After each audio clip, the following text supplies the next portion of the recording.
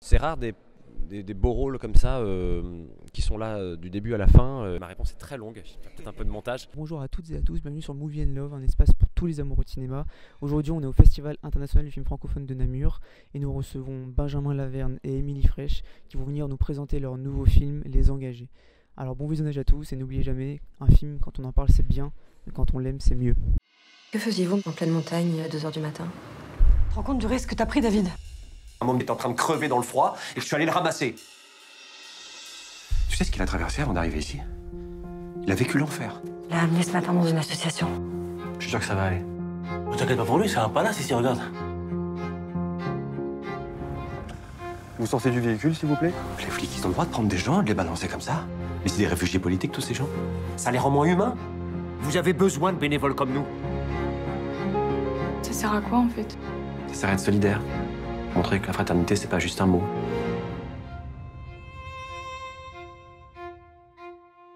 Alors, bonjour, merci de nous recevoir aujourd'hui pour parler de ton film Les Engagés qui est présenté au Festival international du film francophone de Namur. Je voulais d'abord, avant de commencer, que tu te présentes pour ceux qui ne te connaissent peut-être pas. Je m'appelle Émilie Fraîche, je viens du roman, parce que j'ai publié plusieurs romans. J'ai ensuite écrit des scénarios et je suis passée à la réalisation avec ce premier film, Les Engagés.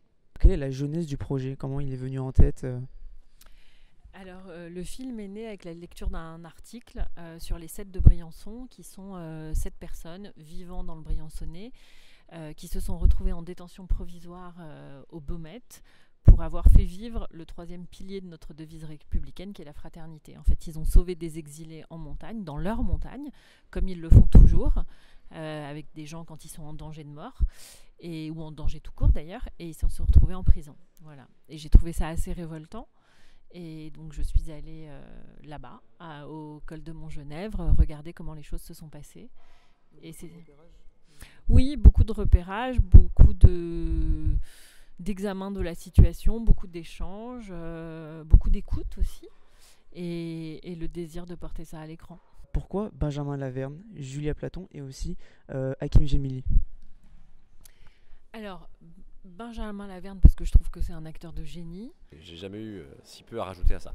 Et qu'on ne l'avait jamais vu dans un premier rôle dramatique. Et donc, je trouvais que c'était un pari intéressant pour nous deux. Moi, que lui me fasse confiance en tant que, pour un premier film. Et moi aussi lui faire confiance dans ce rôle-là. Donc, ça a été vraiment formidable. Julia, je l'avais rencontrée dans un festival dans le sud de la France et j'avais été assez magnétisée par ce qu'elle dégageait, son physique, son aura, sa sensibilité à fleur de peau, sa voix aussi, que j'aimais beaucoup. Et il se trouve que Benjamin avait tourné avec elle très peu de temps avant le discours et qui m'a dit « mais j'adorerais tourner avec elle ». Voilà, donc les choses se sont faites comme ça. Et Hakim, je dois dire que c'est une idée géniale de ma productrice, parce que je cherchais un acteur drôle. Et voilà, parce que même si c'est un sujet grave, j'avais besoin d'un peu de lumière. Et je trouve qu'il apporte toute la lumière qu'il y a chez les gens qui sont solidaires et qui n'en font pas toute une histoire. La scène d'intro, qui je trouve est absolument folle, parce qu'on ne sait pas, c'est anti-chronologique, donc on ne sait pas où on se situe dans le récit. Et je voulais savoir pourquoi justement ce choix d'avoir voulu déconstruire la narration et d'avoir choisi cet aspect un petit peu anti-chronologique. Le film est un drame et j'avais envie que ça donne le ton et la couleur. Et c'est aussi un film qui dit ma colère de cette situation et Benjamin en exprime dans cette première scène. Et je trouve que on s'est beaucoup interrogé. Est-ce qu'on la met, est-ce qu'on la met pas? Des gens étaient contre. Au montage, on a fait des consultations. Ça a fait débat. Mais je trouvais que tout d'un coup, on rentrait dans le film en ayant un background sur le personnage de Benjamin, en s'interrogeant sur ce type qui a l'air...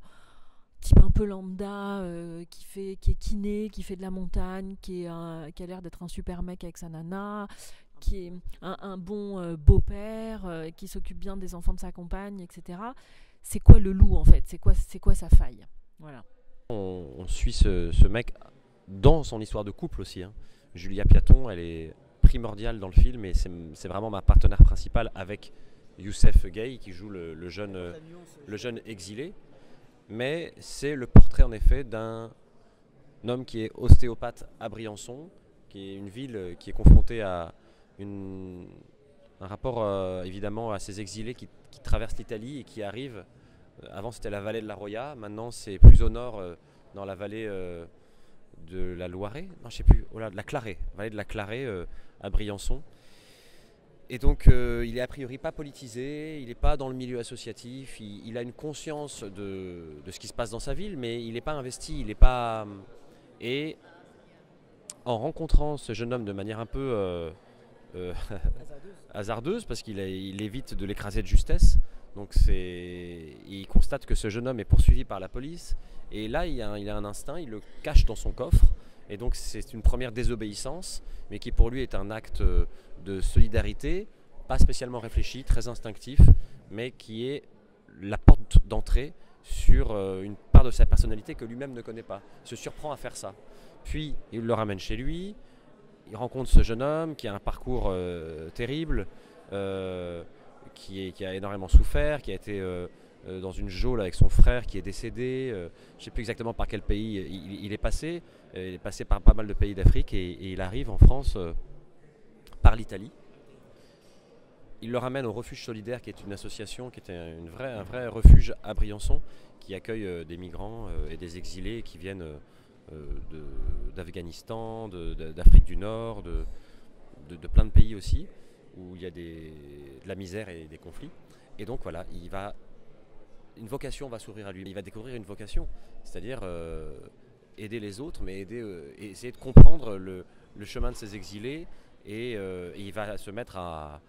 Ça va le dévorer, et en fait c'est illégal là-bas. Émilie a dû vous raconter hier. En effet, la question de la législation, elle est un peu plus forte là-dessus, mais l'aide illégale à l'entrée sur le territoire, ça paraît absurde quand c'est juste de sauver des gens qui sont en train de mourir à 500 mètres dans les montagnes.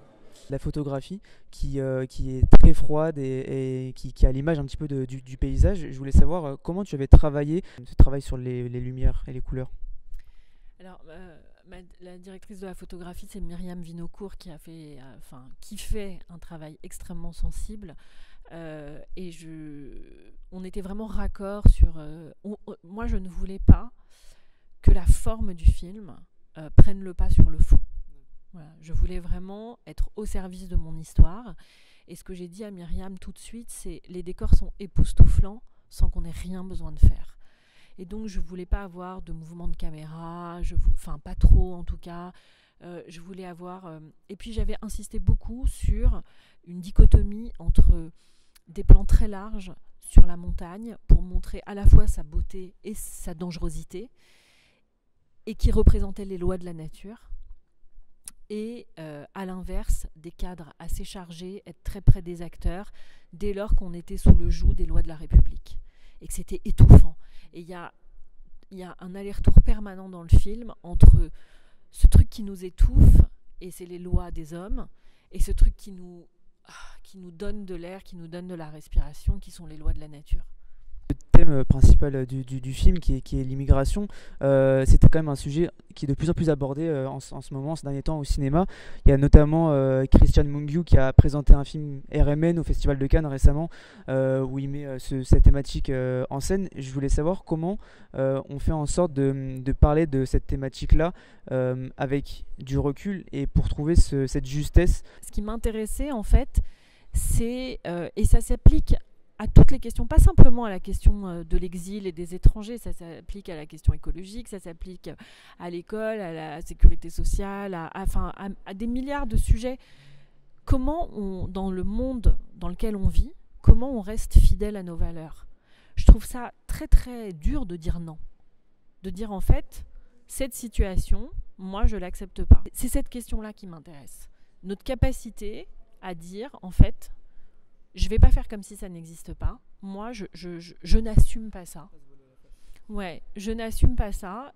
Et en fait, je me redresse et je dis non. Pourquoi on a besoin toujours d'un drame, d'une catastrophe pour se rendre compte des choses? Moi, j'aime beaucoup cette expression qui dit c'est quand on nous enlève quelque chose qu'on se rend compte de l'importance et de la valeur que ça avait. En construisant... c'était très compliqué d'assumer cette mort au milieu du film, parce que c'est pas banal dans un scénario. J'ai beaucoup pensé à cette photo du petit Elan qui était sur la plage cet enfant de 4 ans qui a fait le tour du monde et qui a déclenché un réveil de conscience quand même, de se dire mais c'est pas possible que la Méditerranée devienne le cimetière de l'Europe. Et pour pas que les montagnes, ces Alpes deviennent la nouvelle Méditerranée et que ça se devienne un cimetière à ciel ouvert, et là-bas les habitants qui ne sont pas rattachés à un parti politique, juste d'une manière très instinctive et humaine, vont sauver les gens qui sont en train de potentiellement mourir à quelques mètres de chez eux. Et c'était un petit peu la même chose en fait. C'est une allégorie, c'est une manière de dire voilà, malheureusement il faut ça. On n'est pas capable avant de se réveiller. Et ce qui est fou, c'est que David passe pour quelqu'un qui va trop loin, mais en fait, il est idéaliste comme on l'est quand on a 16 ans, 17 ans. Il est pur, en fait. Et lui, la seule chose qu'il voit, c'est ce que dit Elie Wiesel quand il reçoit son prix Nobel, son prix Nobel de la paix. Il dit, de littérature, pardon, il dit, à un moment, quand les vies humaines sont en danger, les frontières n'ont plus de sens. Et David pense ça, en fait. Ok les lois, ok ce que vous voulez, mais là, en tout cas, ce qu'on m'explique, c'est qu'un môme de 14 ans, 15 ans, est en train de mourir. Et moi, je pourrais le sauver. Et donc, je ne peux pas ne pas le sauver. Avec quel cinéaste, acteur, rêvez-vous de travailler dans le futur ? Marion Cotillard. Merci beaucoup pour cet entretien.